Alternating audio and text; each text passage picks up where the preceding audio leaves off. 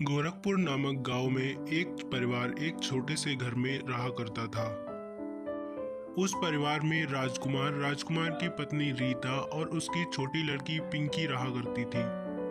राजकुमार मजदूरी करके अपने घर का गुजारा करता था। राजकुमार की पत्नी रीता एक सेठ के घर पर नौकरी किया करती थी।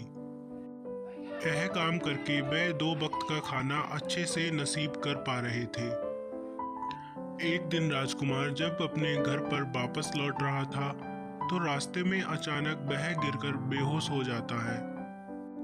रीता को जब पता चलता है तो रीता राजकुमार को लेकर जल्दी से अस्पताल में पहुंच जाती है और उसको भर्ती करवा देती है।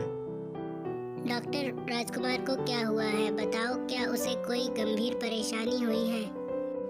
देखो रीता, तुम्हें राजकुमार को अब घर ले जाना चाहिए और उसकी घर पर रहकर सेवा करनी चाहिए।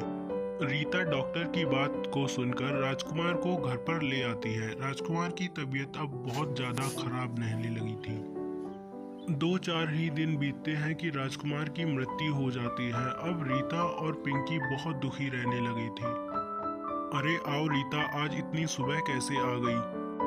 सेठ जी, आज मुझे आपकी बहुत ज़्यादा मदद की ज़रूरत है। अगर आप कुछ पैसे उधार दे दें तो काम बन जाए। देखो रीता, मैंने तुम्हें पैसे तो दे दिए हैं, लेकिन ये पैसे जल्दी वापस कर देना। रीता को पैसे मिल गए। रीता पैसों को लेकर घर पर चली गई। अब रीता बाजार में अपना दही बड़े का स्टॉल लगाने लगी थी। वह बहुत ज़्यादा चटपटे दही बड़े बनाती थी, जिससे उसके स्टॉल पर बहुत ज़्यादा ग्राहक आते थे। अब रीता बाजार में जाकर अपना स्टॉल रोज लगाने लगी थी। अब रीता के स्टॉल पर हमेशा ग्राहकों की भीड़ लगी रहती थी। ग्राहक रीता के दही बड़ों की बहुत तारीफ करते थे।